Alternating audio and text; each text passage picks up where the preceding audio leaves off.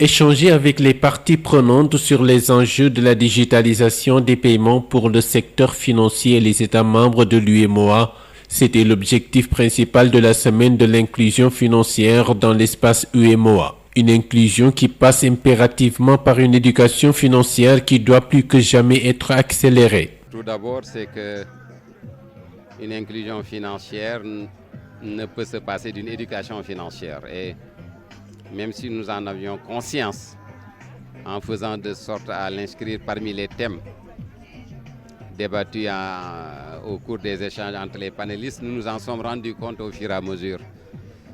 Et nous sommes convaincus que tous les acteurs doivent particulièrement s'investir pour que la population ait davantage accès à une connaissance basique d'abord et de plus en plus approfondie des produits du système financier, des services que peuvent rendre ou bien que peut rendre chaque catégorie, que ce soit les banques, que ce soit la microfinance, ce qu'on appelle communément les mutuelles, que ce soit les établissements de monnaie électronique.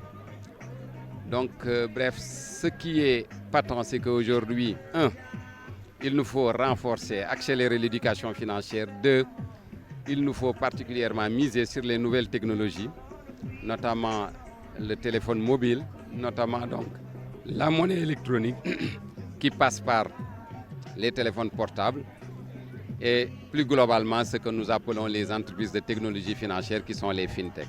La semaine de l'inclusion financière a été très riche, notamment avec la tenue de panels axés sur la digitalisation des services financiers. Les axes majeurs de la réflexion portaient vraiment pour plus de digitalisation. Digitalisation des services financiers avec l'appui des fintech, l'appui des EME, des établissements de monnaie électronique, mais également la microfinance.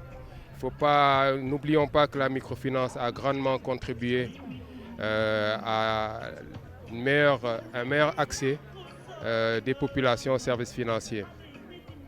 Maintenant, les banques également, qui font un travail également remarqué dans le secteur, appuient. Donc c'est l'ensemble de l'écosystème aujourd'hui sur lequel nous devons nous appuyer et favoriser une digitalisation des services financiers. Tout le monde a un smartphone et donc voilà, c'est un outil en tout cas privilégié. Le deuxième axe également, c'est l'éducation financière.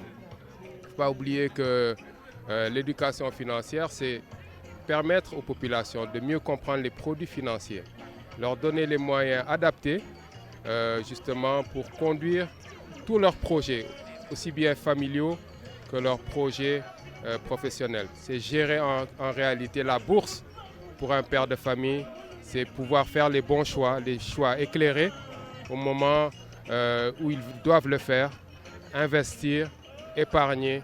Cette semaine de haute réflexion sur l'inclusion financière a été clôturée par des activités sportives, notamment une randonnée pédestre et un match de gala pour joindre l'utile à l'agréable. En fait, cette activité sportive doit nous permettre tous de finir en beauté, nous retrouver, joindre l'utile à l'agréable. L'utile, c'est on a eu à traverser les rues de Dakar. Tout le monde a pu voir à travers le système, les véhicules qui nous accompagnaient, la sonorisation, qu'il y a une activité qui s'appelle inclusion financière. L'agréable, c'est la fraternisation entre les différents acteurs, sans considération hiérarchique. Vous me voyez là, au milieu des gens. Ça nous permet de pouvoir nous parler de façon libérée, sans qu'on ait besoin de demander un rendez-vous. Donc tout au long de la randonnée, il y a des entretiens qui se déroulent très simples, très didactiques et qui nous permettent quand même de voir qu'au-delà, disons, de l'aspect tel que le costume, la cravate des banquiers, il y a avant tout des hommes, des citoyens sénégalais et qui ont envie de participer à la construction de leur nation. Pour finir en beauté, La finale du tournoi entre les institutions financières a été également jouée, opposant Cofina Bank et le Crédit Mutuel du Sénégal qui a été battu sur le score de 5-2.